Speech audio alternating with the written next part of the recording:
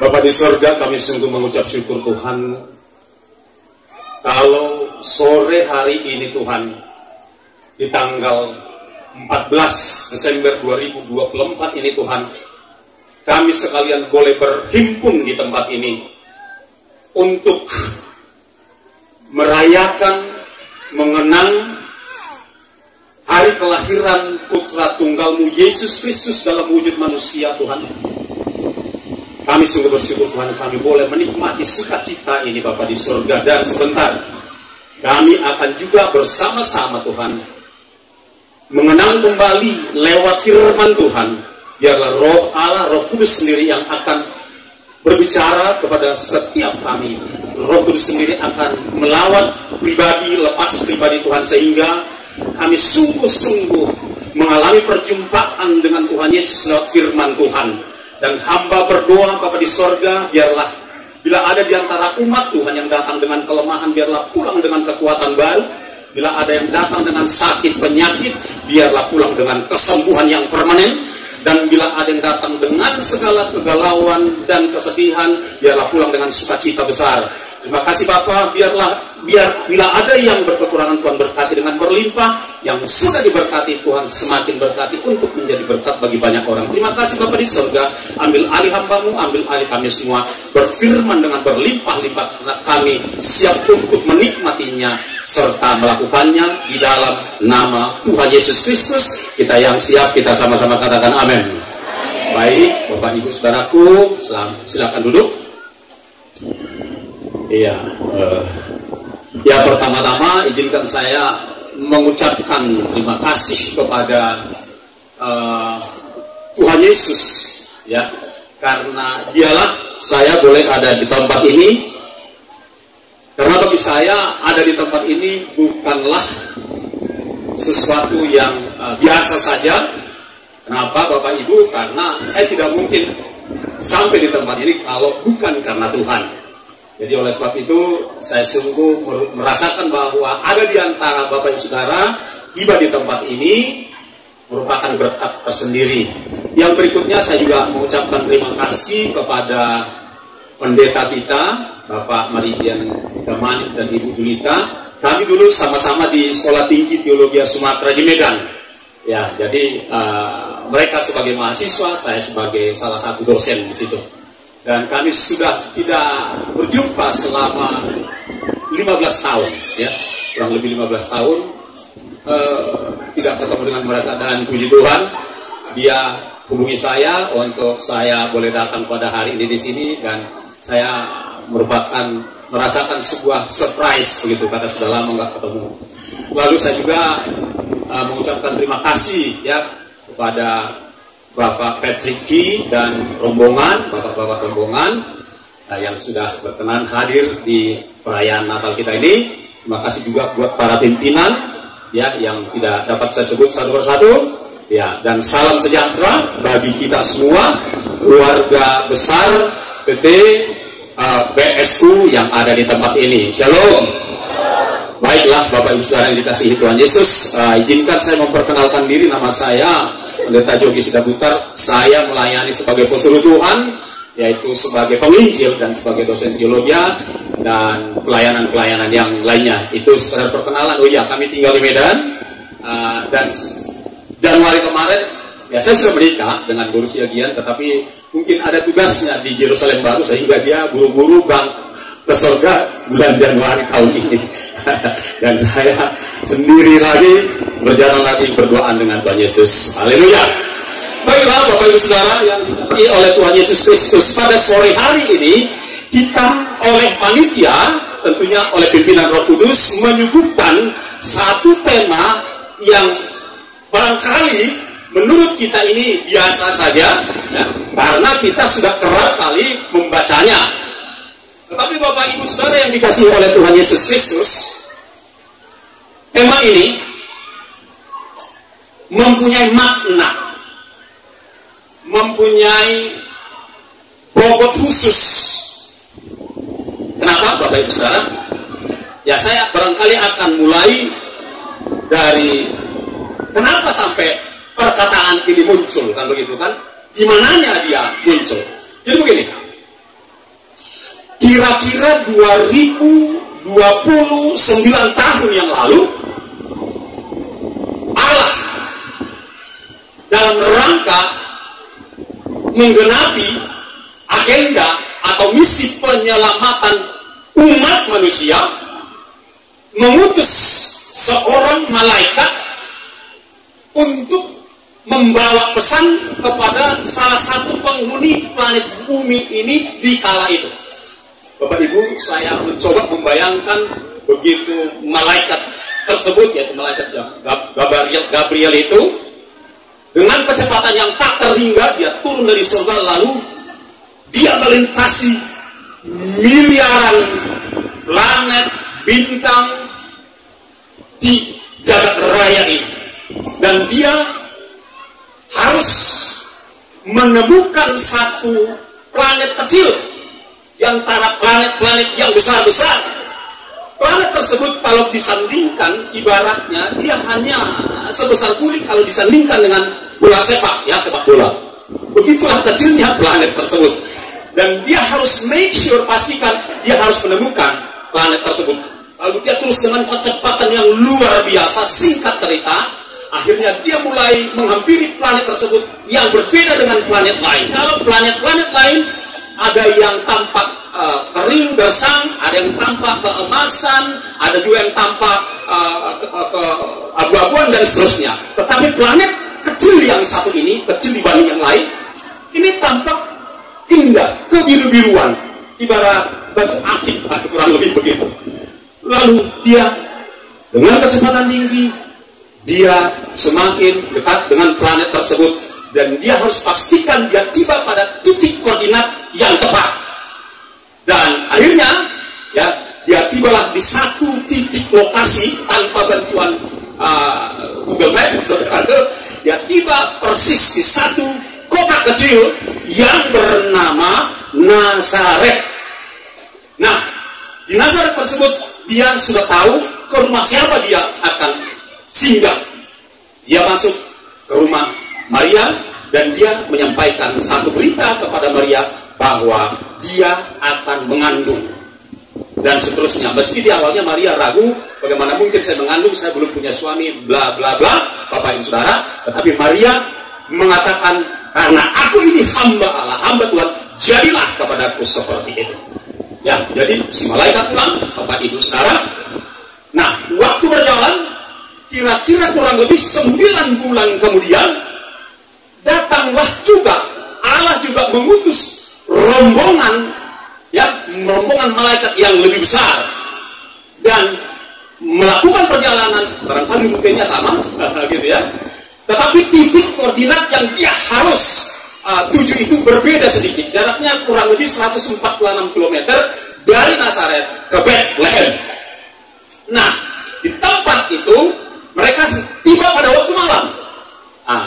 Dan berjumpa dengan sejumlah gembala, orang-orang biasa. Mari kita lihat Bapak Ibu Saudara dari Lukas 2 ayat 8.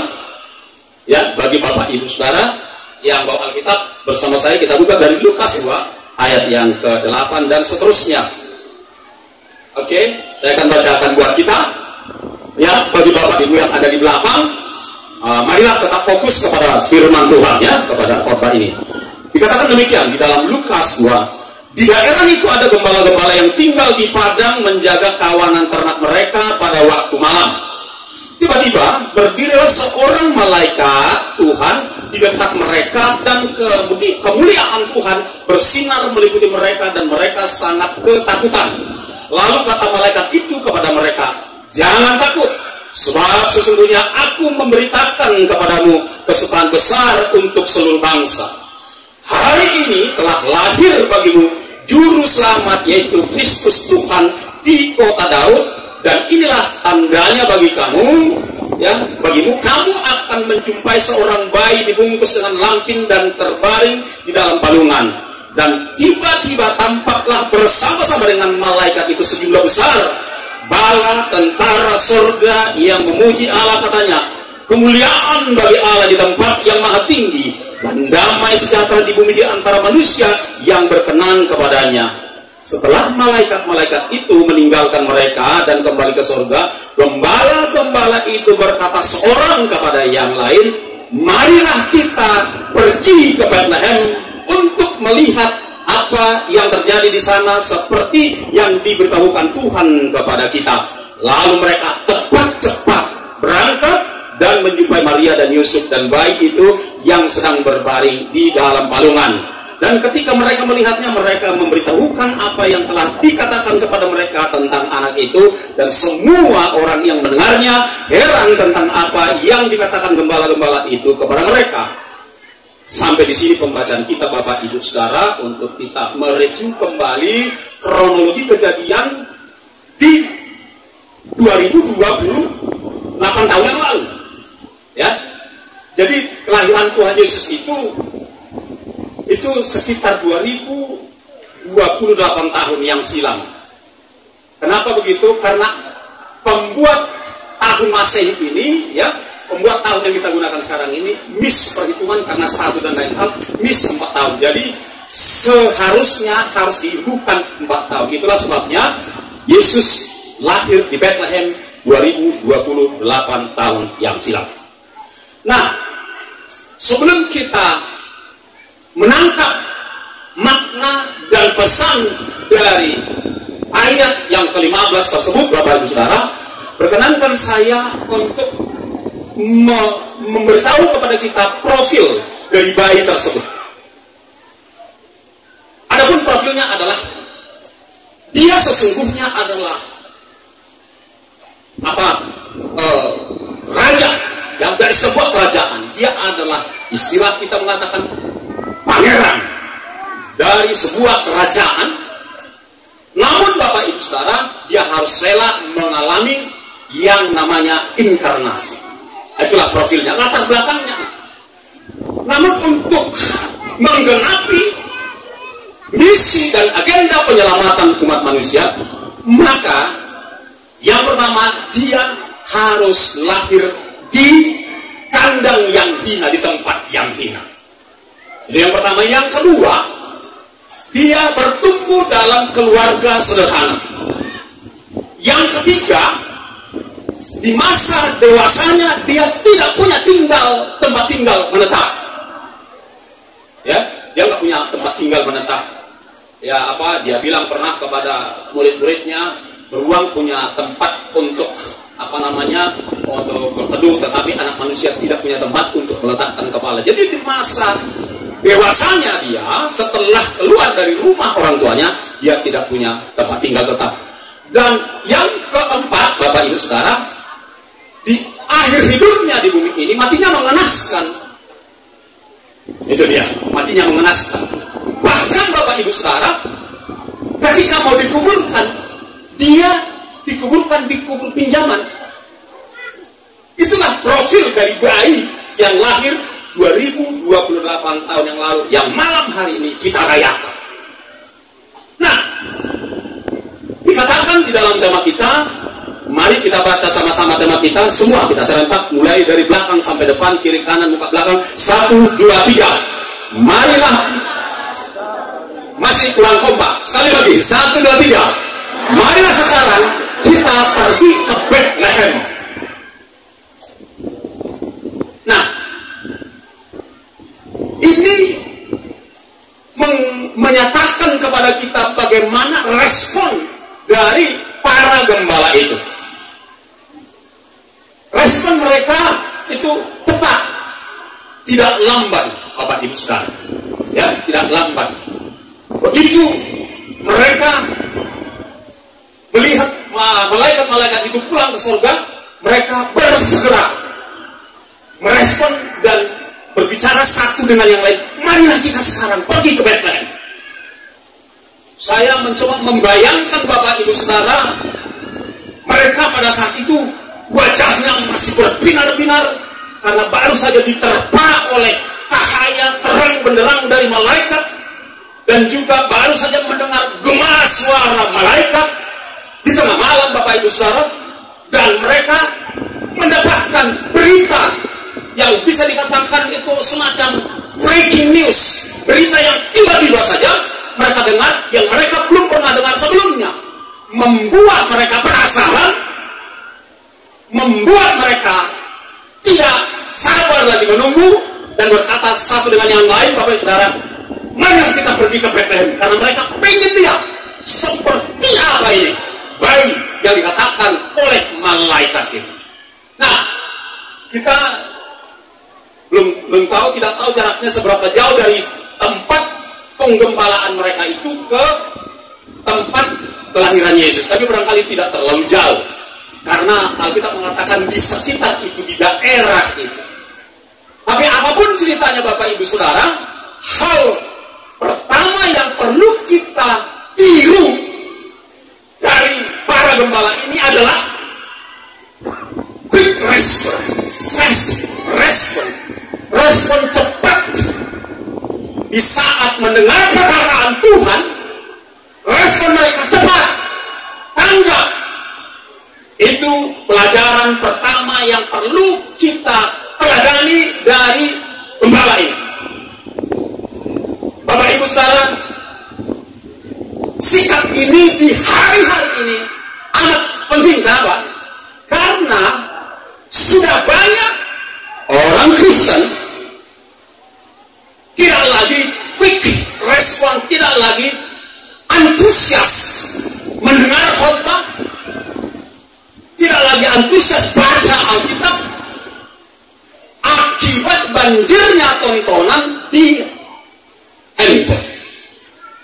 Itu sebabnya Bapak Ibu Saudara, Tuhan menghendaki setiap kita malam hari ini untuk quick respon, respon cepat, antusias, sungguh-sungguh terhadap perkataan Tuhan. Yang setuju katakan amin. Sebab apa? Sebab jika kita tepat respon terhadap firman Tuhan, maka kita akan mengalami perjumpaan pribadi dengan Tuhan Yesus. Amin. Kristen tanpa pernah mengalami perjumpaan dengan Tuhan Yesus, itu adalah hanya sebuah agama. Orang Kristen harus mengalami perjumpaan dengan Sang Bapa yang ada di dalam Yesus Kristus. Baru terjadi hubungan, relasi. Jika tidak, kita hanya mendengar tentang,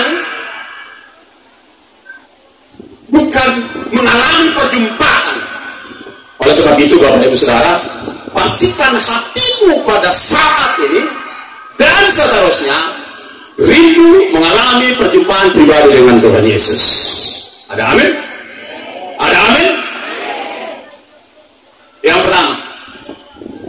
Yang kedua, yang perlu kita pelajari dari para gembala ini adalah tidak pakai pertimbangan A, B, C untuk berjumpa dengan Tuhan. Dia tidak takut domba ternaknya diterkam oleh binatang buas. Mereka nggak sempat mikir ke sana. Wah, bagaimana kalau nanti ternak kita ini diterkam oleh binatang buas? Dimana menurut mereka nggak sempat membentuk sebuah rapat atau diskusi, membentuk tim, ada yang berangkat, ada yang menjaga. Enggak, mereka spontan, semua. Saya nggak tahu berapa banyak jumlah mereka, tapi semua gembala-gembala spontan, gerak cepat, ya, gercep, berangkat menuju Bethlehem.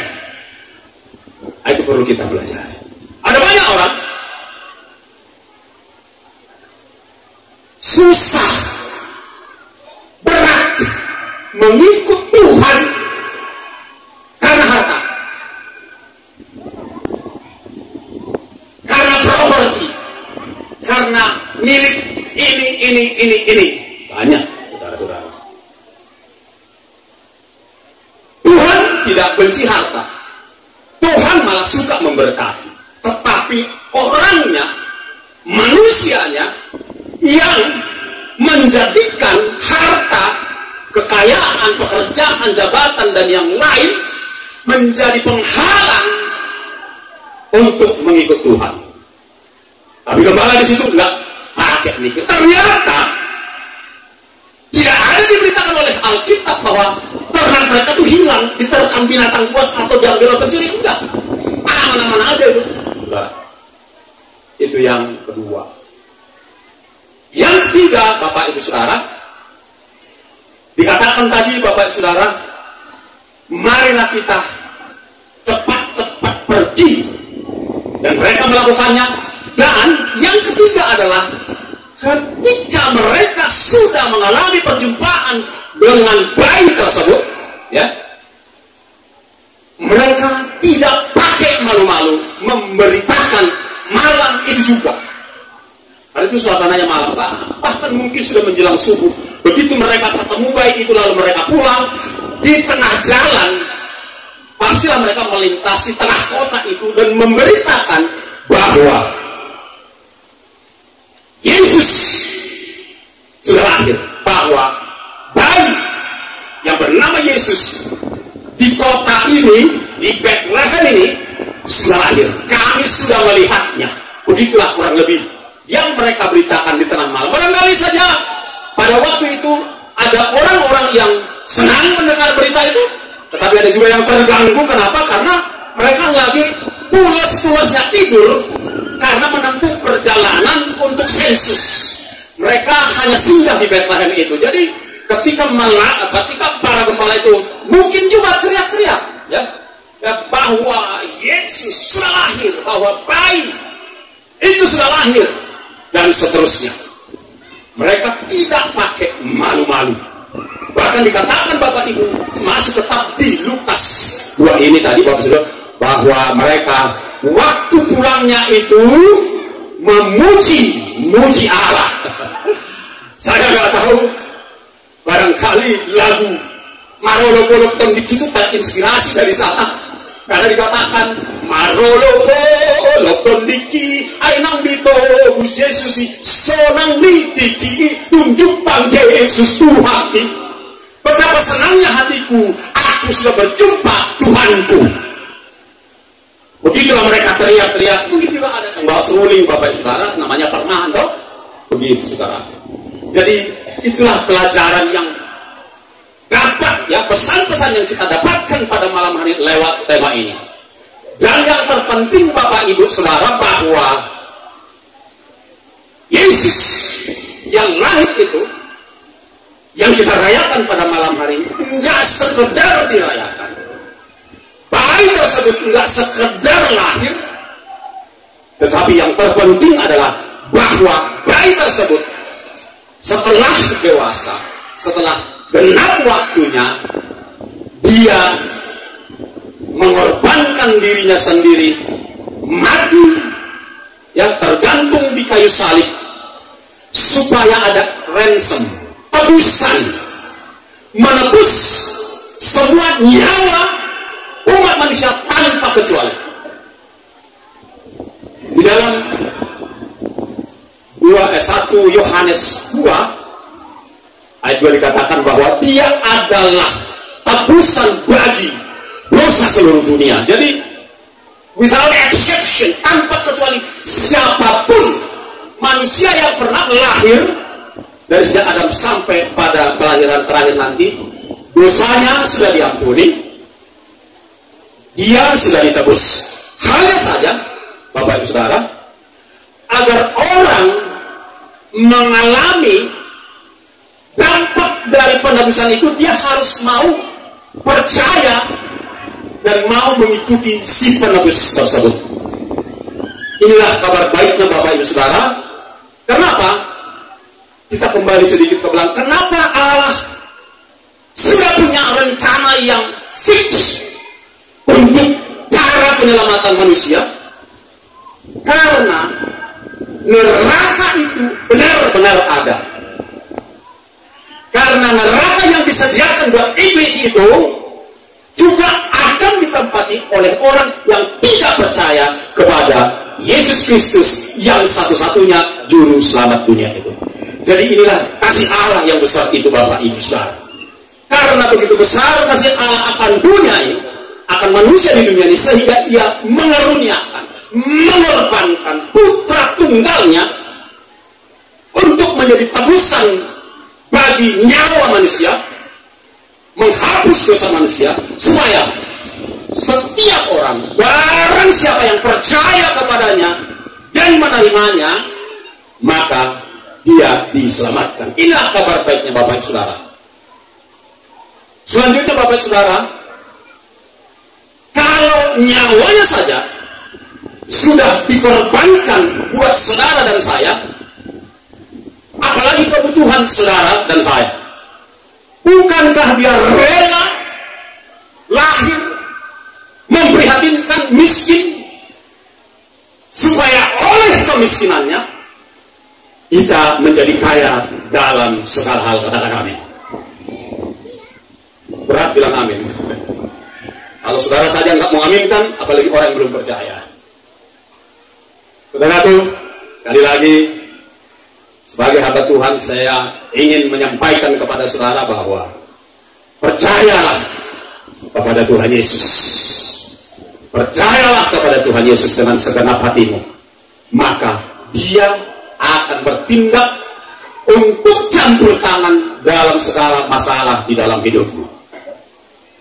Yang percaya katakan amin. Listen, dengar Bapak Ibu Saudara. Barangkali saudara di tempat ini masih merasakan nyaman saja, normal-normal saja kehidupan ini, fine-fine saja. Tetapi sesungguhnya enggak. Seluruh dunia saat ini enggak sedang fine-fine saja. The time will come, waktunya akan datang, Wahyu 6 ayat 6 akan digenapi, bahwa secupak gandum sedinar, berbicara tentang mahalnya harga barang-barang. Itu berbicara tentang krisis global ekonomi dunia. Akan ada kejatuhan ekonomi dunia secara global. Tetapi di sana ada janji. Tetapi jangan rusakkan minyak dan anggur, orang yang diurapi dan kebun anggurnya, bila kita tetap tinggal di dalam Yesus. Katakan amin. Yang kedua, Bapak Ibu Saudara, berkenan dengan itu juga telah dinyatakan bahwa dunia ini sedang menuju keadaan yang tidak baik-baik saja. Karena Alkitab, apapun yang tertulis dalam Alkitab itu pasti terjadi. Ibrani 12, 26, 27, 28 dikatakan bahwa segala sesuatu akan digoncang, termasuk langit, cuaca, teknologi, dan lain sebagainya. Iman akan digoncang Bapak Ibu Saudara. Tetapi di situ ada janji. Karena kita, bagi orang yang mengikut Kristus sejati, tinggal dalam sebuah kerajaan yang tak tergoncangkan. Saudara bisa baca nanti di rumah dari Ibrani 12. Sana ada janji Bapak Ibu.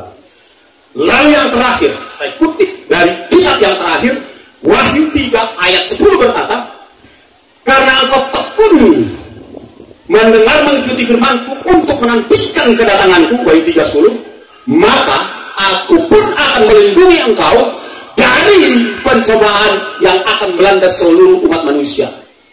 Akan ada pencobaan global, ya, akan ada pencobaan global melanda seluruh umat manusia.